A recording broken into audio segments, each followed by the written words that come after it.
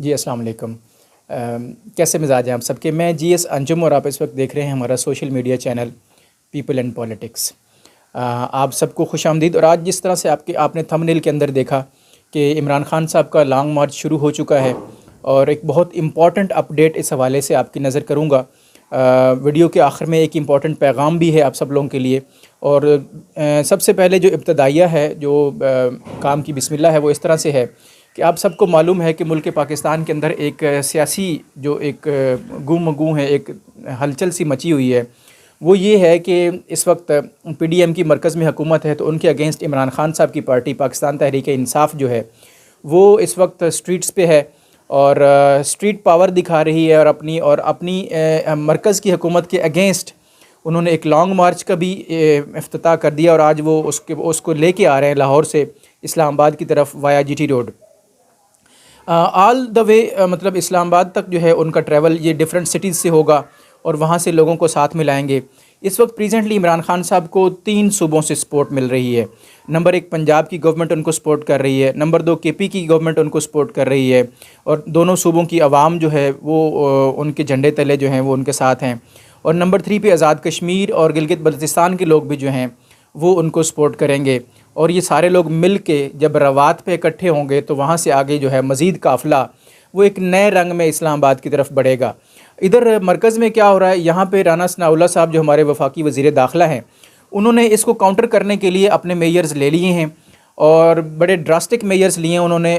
مطلب جو ان کے آنسو گیس کے شیل ہیں، ٹیئر گیس کے شیلز، وہ انہوں نے امپورٹ کر لیے ہیں اپنے پاس یہاں پہ اسلام آباد کے اندر، اور ڈرونز کی سپورٹ لے لی ہے انہوں نے کہ اگر فضا سے ان کو وہ ڈرون کرنا پڑے ان کو شیلز، تو وہ ٹارگیٹڈ کارروائی کریں گے اس کے اوپر۔ اس کے علاوہ سندھ گورنمنٹ سے انہوں نے مدد لی ہے، کیونکہ وہاں تو عمران خان صاحب کی پاور نہیں ہے، تو وہاں سے انہوں نے نفری منگوا لی ہے اپنے پاس۔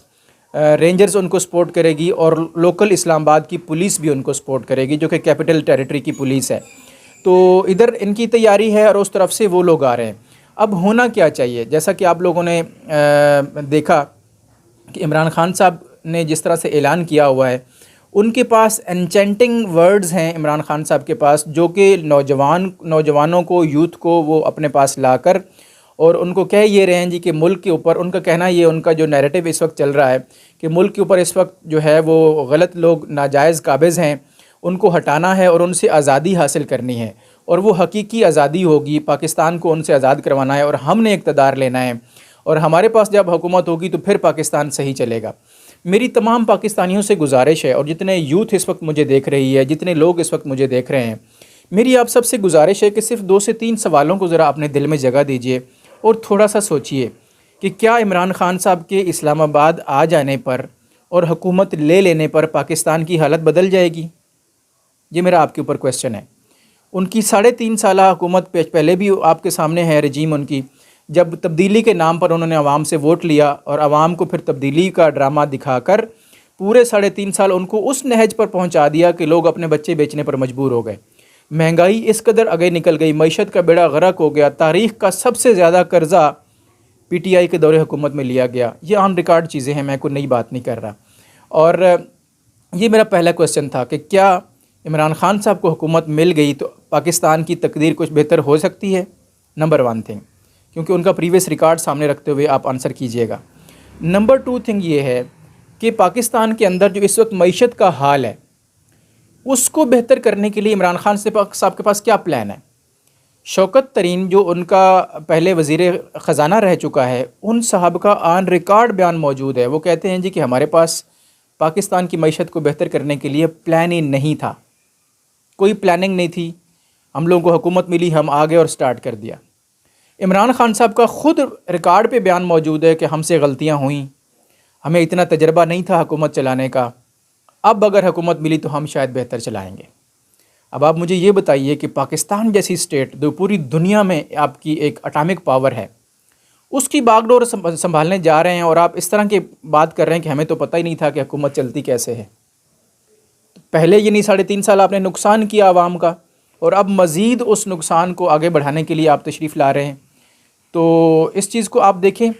اور یہ میرا نمبر 2 کویسچن تھا کہ نمبر 3 کویسچن اب یہ ہے کہ آپ سب سے میرا یہ کویسچن ہے، اور پورے پاکستان سے جہاں کہیں بھی پی ٹی آئی کے چاہنے والے لوگ ہیں، اور ہم خود پوری دنیا میں جہاں بھی پاکستانی بیٹھے ہوئے ہیں کہ عمران خان صاحب کی پارٹی کے اندر مجھے کوئی ایک شخص بتائیے جو اکانومسٹ، ایسا ایکسپرٹ اکانومسٹ ہے جو پاکستان کی اکانومی کو بہتر ٹرینڈ پہ چلا سکتا ہے، بہتر ٹریک پہ لا سکتا ہے. کوئی ایسا شخص ہے جو پاکستان کی اکانومی کو بہتر ٹریک پہ لا سکتا ہو؟ عمران خان کی پوری کابینہ کو آپ اٹھا کے دیکھ لیں. نمبر 4 تھنگ، عمران خان صاحب کے مرکز میں آ جانے کے بعد، ان کو حکومت مل جانے کے بعد، مجھے کوئی ایک ایسا منسٹر بتا دیجئے جس کے پاس پاکستان کو بہتر کرنے کے لیے کوئی پلان ہو، کوئی ویژن ہو جس کے پاس پاکستان کو بہتر کرنے کے لیے اور اس کو آگے بڑھانے کے لیے. وہ میجر جنرل آصف غفور صاحب جو تھے ISPR میں جب تھے تو انہوں نے بڑا چیلنج دیا تھا سارے لوگوں کو کہ جتنے بھی لوگ تنقید کرتے ہیں پاکستان کی معیشت کے بارے میں یا اس کی حکومت کے بارے میں، اگر ان میں سے کوئی ایک بھی آ کے ہمیں معیشت کو بہتر کرنے کا کوئی فارمولہ دے دے تو وہ کہتے تھے کہ ہم ویلکم کریں گے. تو اس وقت PTI بھی حکومت میں تھی، ان کے پاس بھی کوئی چیز نہیں تھی ایسی، اور نہ نون لیگ نے ایسی پیش کی. اب ان کا ایک مہرہ اسحاق ڈار کی شکل میں آیا ہوا ہے. No doubt he is very much experienced guy, لیکن اب یہ ہے کہ ان کو کام کرنے دیا جائے تو اس کو دیکھتے ہیں کہ پھر وہ آگے کس طرح سے بڑھاتے ہیں چیزیں. ابھی اب ٹل ناؤ چیزیں بہتر انہوں نے کچھ نہ کچھ اشاریے دیے ہیں، لیکن ابھی بہت کام باقی ہے، بہت چیزیں انہوں نے کرنی ہیں، حل طلب ہیں، جو کہ وہ پاکستان میں ٹک ہی نہیں پا رہے. اتنے بڑے چیلنجز ہیں اس وقت معیشت کو کہ وہ باہر کے لوگوں سے ڈالر سمیٹنے میں لگے ہوئے ہیں. اب پاکستان کی معیشت کی بہتری کے لیے پلان کون بنائے گا، کون اس کو امپلیمنٹ کرے گا؟ نہ کوئی پریزنٹ شکل ایسی نظر آ رہی ہے، نہ کوئی آنے والے دنوں میں عمران خان صاحب کی کابینہ میں کوئی ایسا بندہ نظر آتا ہے کہ جو اتنا ویل گرومڈ پرسنالٹی ہو، جو پاکستان کو ایک ویژنری لیڈر مل سکے، جس کی وجہ سے. معذرت کے ساتھ عمران خان صاحب سیاستدان اچھے ہیں، سیاست اچھی چلا رہے ہیں، لیکن وہ ویژنری لیڈر نہیں ہیں. پاکستان کے لیے ان کے پاس کوئی ویژن نہیں ہے، کوئی ان کے پاس پلان نہیں ہے کہ ہم اس کی معیشت کو کس طرح بہتر کریں گے، ہم اس کے ڈیفنس کو کس طرح اسٹرینتھن کریں گے، اور ہم اس کی پیپل کے لیے، مطلب پاکستانی جو پبلک ہے اس کے لیے ہمارے پاس ایجوکیشنل پلان کیا ہے. پہلے انہوں نے قادیانیوں کو بڑے بڑے عہدوں پر بٹھا کر پاکستان کے ایجوکیشن سسٹم کا بیڑا غرق کیا. HEC کے اندر انہوں نے ایسے یہاں پہ انوالومنٹس کیے کہ ایک ان کی لڑکی کو یہاں بٹھا دیا، اور بہت سارے اور اہم عہدوں پر قادیانیوں کو نوازا انہوں نے. وہ آپ کو پتہ ہے کیونکہ انہوں نے پیچھے سے فنڈنگ کی ہوئی تھی، باہر سے انہوں نے پیسہ دیا ہوا تھا. یہ فردوس عاشق اوان ان کی پارٹی میں تھے، انہوں نے بڑے بڑے چیک ریسیو کیے تھے وہاں سے. تو انہوں نے اپنا کام تو کروا لیا، لیکن عمران خان صاحب نے ملک کے لیے کیا کیا؟ قادیانیوں کو نوازا، لوکل لوگوں کے اوپر تیزاب گروایا، شیلنگ کروائی. جب بھی کوئی نکلتا باہر جلسے کے لیے تو یہ اس کے اگینسٹ اس کے اوپر شیخ رشید کو پیچھے لگا دیتے، اور ان کے اوپر وہ انہوں نے بروٹیلٹی کی کہ دنیا نے اس کو دیکھا کہ کسی بھی سیاسی جماعت کے جلسے کے اوپر ہسٹری میں پہلی دفعہ تیزاب گرایا گیا تو وہ عمران خان صاحب کے حکم پر گرایا گیا، اور شیخ رشید صاحب اس وقت وزیر داخلہ تھے. اب آپ مجھے یہ بتائیے کہ ایسی کابینہ جس کے پاس نہ کوئی ڈیفنس اسٹرینتھن کرنے کا پلان ہے، جس کے پاس نہ کوئی اکانومی کو بہتر کرنے کا پلان ہے، جس کے پاس پوری دنیا کے اندر IMF سے جان چھڑانے کا کوئی پروگرام ہے، نہ کوئی پلان ہے، مجھے بتائیے کہ ان لوگوں کو دوبارہ سے حکومت دے دیں آپ تو وہ ملک کا کیا حشر کریں گے؟ پہلے ہسٹری میں عمران خان صاحب کے دور میں IMF سے سب سے زیادہ قرضہ لیا گیا، حالانکہ یہ کہتے تھے کہ ہم کوئی غلام ہیں، ہم کسی کی بات کیوں سنیں، IMF کا کشکول توڑ دیں گے، ہم بالکل قرضہ نہیں لیں گے. لیکن ہسٹری میں سب سے زیادہ انہوں نے قرضہ لیا IMF کا، اور پاکستان کے بچے کو انہوں نے مقروض کر دیا، جو پہلے بھی تھے لیکن اس سے دگنا قرضہ چڑھا کر یہ صاحب چلتے بنے. اب آپ مجھے یہ بتائیے کہ جن لوگوں کو یہ چور، ڈاکو اور سب لٹیرا کہتے چلے آ رہے ہیں، ان کے دور حکومت میں جب عمران خان صاحب کا دور حکومت تھا تو ان لوگوں کو سزائیں کیوں نہیں ملی؟ جوڈیشل سسٹم کو یہ لوگ بہتر نہیں کر پائے، ایجوکیشن سسٹم کو یہ لوگ بہتر نہیں کر پائے. شفقت محمود جیسے ٹھوس آدمی کو وزارت تعلیم دے کر انہوں نے بیڑا غرق کیا. کرونا کے اندر آپ کو پتہ ہے کیمپینز جو چلیں اس کے اندر بچوں کا کتنا نقصان ہوا، کیا انہوں نے بہتر ریفارمز کی اس ٹائم کے اندر. اس کے بعد آپ دیکھ لیجئے کہ ایجوکیشن منسٹری ہماری جو سب سے امپورٹنٹ ہمارے بچوں کا فیوچر جو بناتی ہے، ہمارا ڈیفنس، ہماری اکانومی، یہ سارے شعبے اگر میں گنوانا شروع کروں تو بہت زیادہ لمبی لسٹ ہے. آپ مجھے بتائیے کہ ان کی کیبنٹ کے اندر کوئی ایک منسٹر ایسا بتا دیں جو ویژنری ہے، جس کے پاس ویل گرومڈ ایکسپیرینسڈ ہے، اور جس کی پرسنالٹی اس قدر ورلڈ رینونڈ ہے کہ لوگ اس پہ ٹرسٹ کرتے ہیں اور اس کو آگے لے کے وہ پاکستان کی بہتری کے لیے کوئی کام کرتا ہو. تو میری آپ سب سے گزارش ہے کہ جو لوگ بھی اس ہلا گلا میں اور اس لانگ مارچ کا حصہ بننے جا رہے ہیں، کہ جس کو ہو جان و دل عزیز ان کی گلی میں جائے کیوں. آپ کو اپنے بچوں کو اگر عزیز ہیں، اپنے سہاگ سلامت رکھنا چاہتے ہیں آپ لوگ، اور اپنے گھروں کو آپ لوگ سلامت رکھنا چاہتے ہیں، تو اس طرح کے سیاسی ہلے گلے کا بالکل حصہ نہ بنیں.